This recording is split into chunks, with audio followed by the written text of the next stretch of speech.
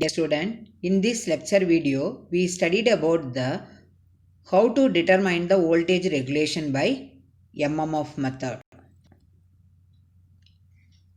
The MMF method is also called as a ampere turns method because we can consider in the MMF. MMF is nothing but the product of number of turns and current. So therefore, this method is called as a ampere turns method. What is the purpose of this MMF method? The first one is replace the effect of armature leakage reactance by an equivalent additional armature reaction MMF only. Okay, so that means the MMF combined with the armature reaction MMF. Then the MMF which is necessary to induce the rated terminal voltage on open circuit condition only. Then the MMF to circulate the full load current equal and opposite to that of the armature reaction MMF. These are the purpose of MMF method. Then the MMF method is also called as a optimistic method because the voltage regulation is determined by the MMF method is less than the actual value. That's why this method is also called as optimistic method. The field MMF, that is which is denoted by IF1, that is the field current. This is only is required to induce the rated terminal voltage V by open circuit test. Similarly, the IF2 is nothing but the field current which is required to circulate the full load armature current IA. This current only is used to balance or overcoming the armature reaction by conducting the short circuit test. Okay, so the replacement of the effect of the armature leakage reactance by an equivalent armature reaction MMF. Now, if you want to calculate the voltage regulation by MMF method, the following data are required. The first one is the effective value of AC resistance of the stator winding for phase, which is denoted by RA. Then second one is open circuit characteristics at synchronous speed, that is the open circuit characteristics OCC. Then short circuit characteristics SCC. Now you see the circuit diagram. The circuit diagram consists of the this is the prime mover, this is the stator of the alternator, this is the rotor of the alternator. You see, the prime mover is used to give mechanical input to the alternator. So here first the DC supply is given, then the DPST switch 1 is closed. Okay, then you can, by varying the field rheostat of the prime mover, you can run the alternator at a rated speed only with the help of 3-point starter.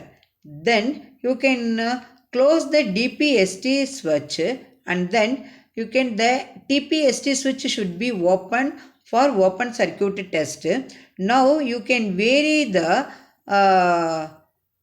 field rheostat of the alternator from maximum position to minimum position. You can note down the corresponding field current value and then open circuit voltage line value.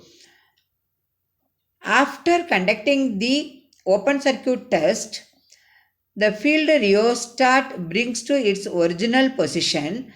Then the DPST switch is closed. Okay. Now with the help of the field rheostat of the alternator to set the rated current in this ammeter and then note down the corresponding field current and then tabulated them. This is the conduction of OC and SC test. This is already the procedure I explained in the previous video, open circuit and short circuit characteristics, and also the voltage regulation by EMF method.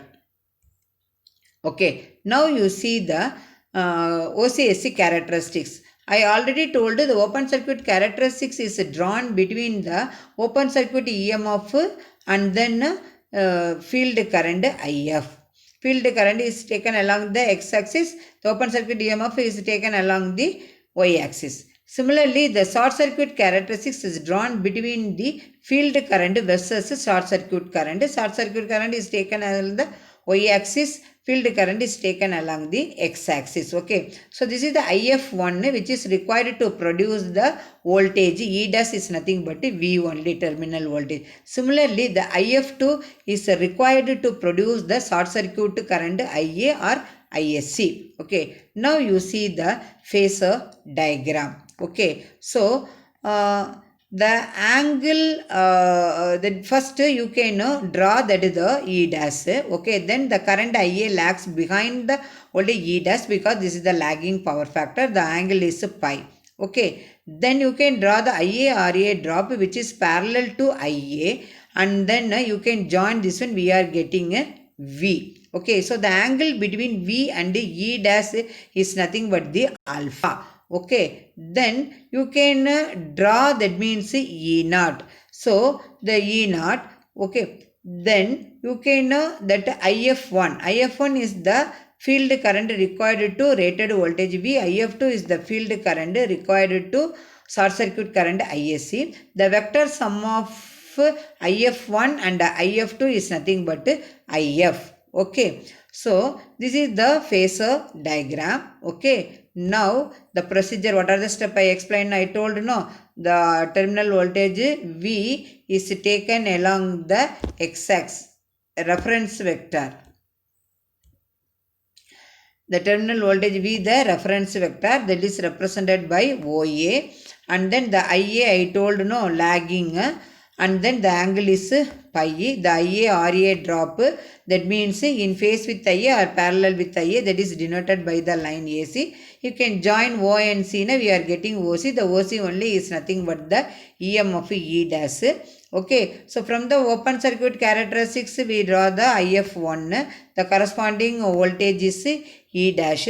Similarly, then the IF and then the E, the angle is 90 degree. And then similarly, the IF dash is nothing equal to IF dash angle is 90 degree minus alpha from the phasor diagram.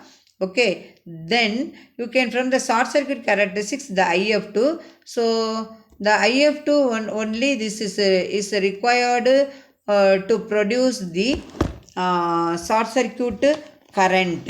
Okay, that is IF2, that is the short circuit current, and then the reactance drop IA XA.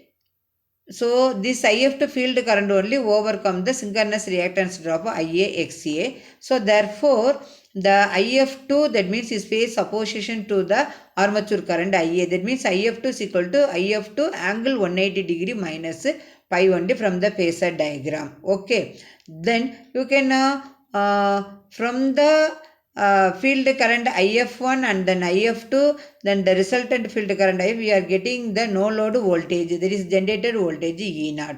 If you know the value of the E naught, then you can calculate the regulation. Calculate the regulation only. Okay, then you can see the determination of voltage regulation for unity power factor.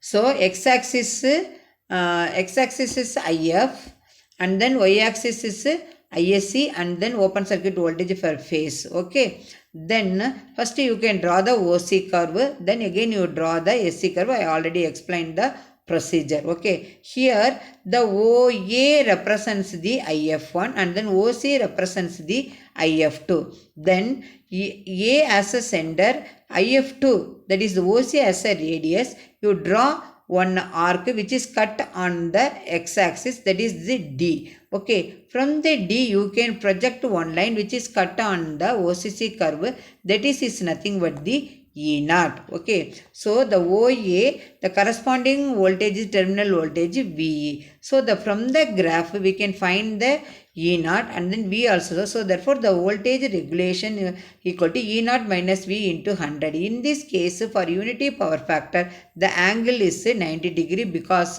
pi is equal to 0, cos pi is equal to 1. So this is the determination of voltage regulation for unity power factor diagram. Then next, how to determine the voltage regulation for lagging power factor by MMF method. Now you see the circuit diagram, same procedure, x-axis field current, y-axis short circuit current and open circuit voltage per phase. Then you can draw the OC curve, you can draw the SC curve. The OA represents the IF1, the OC represents IF2, the OC represents IF. Okay, so the angle for lagging power factor is 90 plus pi. So this angle is 90, this angle is pi. So therefore this angle is 90 plus pi for lagging power factor. Now the A is center, OC as radius, that is IF2 is a radius, and then you can draw one arc which is cut on the x-axis, that is D. From the D you can project one line which is cut on the OCC curve. The corresponding voltage is the no load induced EMF E. The OA, from A the corresponding voltage is V. So from the graph only we know E naught and V. Okay, now you can find the voltage regulation, E naught minus V divided by V into 100. So in this lagging power factor, this is by using lagging power factor you can determine the voltage regulation. Okay, so now you can how to calculate the or determine the voltage regulation for leading power factor. The same procedure, okay, for leading power factor, similarly, that is IF is the x-axis, short circuit current ISC, open circuit voltage for phase y-axis. Then you can draw the OC curve and then you can draw the short circuit characteristics. Okay, now the OD represents the IF1, the OF represents the IF2, the OC represents the IF. Okay, so this angle is nothing but 90 minus pi for leading power factor. You remember unity power factor means 90 degree, lagging power factor means 90 plus pi, leading power factor means 90 minus pi only. Same procedure. Then you can D as a center, OF as a radius. You can draw one arc which is cut on the x-axis. That point is A. You can project this line which is cut on the OCC curve at point B. So therefore the corresponding voltage is no load voltage E naught. Okay. Then the OD, you can from D you can project one line which is cut on the OCC curve. The corresponding voltage is terminal voltage. So from the graph you can determine the E naught and V. Then substitute in the voltage regulation formula. You can find the voltage regulation by MMF method.